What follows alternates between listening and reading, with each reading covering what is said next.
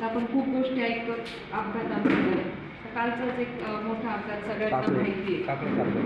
हां, तर अपघात झाल्यानंतर आपण जसं कारचा इन्शुरन्स करतो तसं माणसाचा इन्शुरन्स असणे ही खूप महत्त्वाची गोष्ट आहे.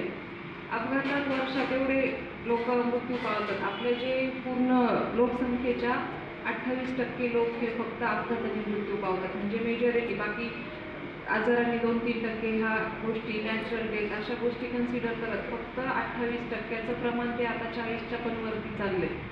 हे फक्त ॲक्सिडेंटल डेथ आहेत, अपघाताचं प्रमाण आहे. कोरोनाच्या वेळी आपल्याला काय वाटलं होतं की किती लोक कोरोनाने जात आहे, किती लोक कोरोनाने जात आहे, कारण हे आपल्याला कळत होतं, आपल्या आसपासची लोक चालले होते. पण कोरोनापेक्षाही जास्ती टक्केवारी ही दरवर्षी अपघाताची असते. कोरोनात जेवढे लोक मेले त्यापेक्षा 28 ते 30% ही लोक ॲक्सिडेंटने जातात. कोरोनाचंच एक वर्ष जे असं होतं त्या साली ॲक्सिडेंटल डेथ कमी होत्या, कारण सगळे लोक मोस्ट ऑफ घरात होते. जेव्हा ॲक्सिडेंट कमी झालेले त्यावेळी फक्त अपघाताची आकडेवारी कमी आली होती मृत्यू पावणाऱ्यांची. पण दरवर्षी आपला तरुण वर्ग जो अपघातात जातो, हे अपघातात मृत्यू पावणाऱ्या लोकांची संख्या ही 28 ते 44-48 वयोगटातल्या लोकांची आहे. म्हणजे जे आपले कर्ते पुरुष आहेत, जे आपलं भारताचं भविष्य आहे, अशीच लोक हे अपघातात जास्त मृत्युमुखी पडतात. आपण नेहमी कार इन्शुरन्स काढतो, आपण गाडी घेतली, गाडीचा इन्शुरन्स खूप आपण नेहमी काढतो की गाडीला काही झालं नाही पाहिजे, काही झालं तर आपल्याला गाडीचा इन्शुरन्स काढतो. आपण काळजीनेच काढतो. आपण प्रत्येकाने गाडी घेतली का पहिले आपण इन्शुरन्स असल्याशिवाय गाडी रस्त्यावर घेत नाही. तसंच कारपेक्षाही माणसाचं आयुष्य हे खूप महत्त्वाचं आहे. एक वेळ आपण कारचं इन्शुरन्स हे काढणं महत्त्वाचंच आहे, पण कारला काही झालं, गोष्ट झाली, पण माणसाला काही झाल्यावर माणूस परत येत नाही. आणि एखाद्या व्यक्तीचं, कुटुंबातल्या एखाद्या व्यक्ती जाणं सुद्धा खूप मोठा लॉस असतो. हे त्या कुटुंबालाच कळतं का त्यांच्यावरती काय वेळ आली, कुठल्या गोष्टी. त्याच्यासाठी आपण आता हे LIC, आमच्याही ऑफिसला ऑलमोस्ट 90 to 95% लोकांनी LICचे हे केलेले आहेत, इन्शुरन्स काढलेले आहेत. आणि ते काढणं किती महत्त्वाचं आहे आता हे तुम्हालाही माहिती आहे. त्यामुळे शक्यतो करून जास्तीत जास्त लोकांनी LIC केली पाहिजे, कारण माणूस गेल्यानंतर आपला लॉस तो तर असतोच, पण गेल्यानंतर मागं फॅमिली असते, मुलं असतात, बाळं असतात, त्यांची बायको असते, आई वडील असतात, त्यांना तो आर्थिक हे पण खूप मोठा असतो. माणूस गेलेलं दुःख तर असतं, पुढं आपला दिवस तर थांबत नाही, पुढं आपल्याला जगणंच आहे, प्रत्येक गोष्टी करणंच आहे. त्यामुळे इन्शुरन्स काढून आपण आपली लाईफ सिक्युअर करून ठेवतो. त्याच्यामुळे प्रत्येकाने इन्शुरन्स हा LICचा इन्शुरन्स हे घेतलाच पाहिजे. त्याचे बेनिफिट्स पण भरपूर आहेत. आता तुम्हाला तर ऑलमोस्ट आमच्यापेक्षा तुम्हाला ह्या गोष्टी सगळ्यात जास्ती माहिती आहेत. आम्ही रोडवर ॲक्सिडेंट पाहतो खूप, म्हणजे रोज म्हटलं तरी आम्हाला ह्या गोष्टीतून जावंच लागतात. आमचं पार्लरमध्ये नाही याच कामासाठी की आम्हाला 2-3 ॲक्सिडेंटल द्यायचे, ते व्हेरीफाय करायचे, त्याचा म्हणजे त्याचं आमच्याकडे जे रेकॉर्ड आहे ते सगळं भरायचं. त्याच कारणासाठी आम्ही आज नगरवरून पारनेरला आलेलो आहोत.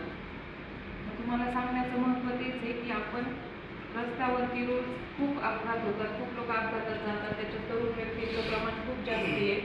त्यामुळे प्रत्येक घरात प्रत्येक व्यक्तीने त्यांची पॉलिसी काढणं गरजेचं आहे. तुम्ही करताय तर तुम्हाला म्हणजे तुम्ही तेवढं ह्या गोष्टी समोरच्याला समजून सांगणं पण खूप महत्त्वाचं आहे. कारण लोक आपलं रोजचं जीवन चालू असतं, पण बाजूला काय चालू आहे, कशामुळे काय होतंय, आपण कुठली काळजी घेतली पाहिजे, ह्या गोष्टी लोकांना माहिती नसतात. आपण घरातून बाहेर पडताना 2 व्हीलरवर जात असतो, आपण हेल्मेट घालणं हे खूप कंपल्सरी आहे. 2 व्हीलरवर जाणारा प्रत्येक व्यक्ती हा खूप अनसेफ असतो. कारण थोडा धक्का लागला, काही झालं, डोक्याला मार लागला, हाताला खरचटलं नाही, पायाला काही जरी झालं नाही, डोक्याला थोडा जरी मार लागला तरी त्या व्यक्ती दगावतो. शक्यतो तरी आम्ही अशा खूप केसेस पाहिल्या आहेत. मॅडम इथून तर जायचं, शेतातच चालू होतो म्हणूनच हेल्मेट नव्हतं घातलं, असे खूप लोक भेटतात. पण त्याचं नुकसान किती आहे हे त्या लोकांना कधीच त्याची हे माहिती नसते, किती आपल्याला ह्या गोष्टीमुळं कुठल्यापर्यंत हानी होऊ शकते, आपलं काय होऊ शकतं. त्यामुळे हेल्मेट वापरणं हे कंपल्सरी आहे. 4 व्हीलरमध्ये जात असताना तुम्ही सीट बेल्ट वापरणं पण कंपल्सरी. सीट बेल्ट घातल्याने काय होतं, कशामुळे सीट बेल्ट घालतो तुम्हाला काही माहिती का त्यामध्ये? एअर बॅग होण्यासाठी, किंवा नॉर्मल काही असलं, थोडा झटका बसला तरी आपली बॉडी सिक्युअर राहते, किंवा डोकं पटकन पुढे आढळत नाही, आपण थोडं सिक्युअर राहतो. आणि एअर बॅग ओपन होण्यासाठी पण सीट बेल्ट लावणं ते मेकॅनिझम आहे की आपण सीट बेल्ट लावलेला असेल तरच आपल्या एअर बॅग ओपन होतात. आपण किती 50 लाखाची किंवा कोटीची गाडी वापरली आणि आपण जर सीट बेल्टच घातला नाही तर त्याचा काहीच उपयोग होत नाही. ही एक गोष्ट आपण लक्षात ठेवायची. आपले डॉक्युमेंट्स काढायचे, लायसन प्रत्येकाने काढायचं. जो गाडी चालवतो त्याने आपलं स्वतःचं लायसन काढणं खूप गरजेचं आहे.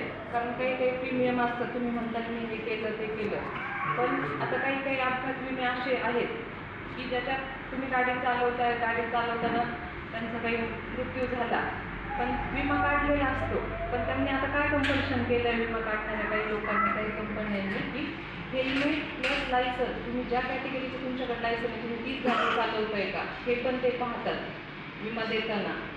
त्यामुळे आपलं लायसन असणं सुद्धा खूप महत्त्वाची गोष्ट आहे. तुम्ही 4 चाकी चालवताय, फक्त तुमच्याकडं टू व्हीलरचंच लायसन आहे आणि 4 चाकीच्या ॲक्सिडेंटमध्ये तुमचं निधन झालं आहे, तर ते अप्लाय होत नाही. तुम्ही जी गाडी चालवताय त्या गाडीचं तुमच्याकडे लायसन असलंच पाहिजे.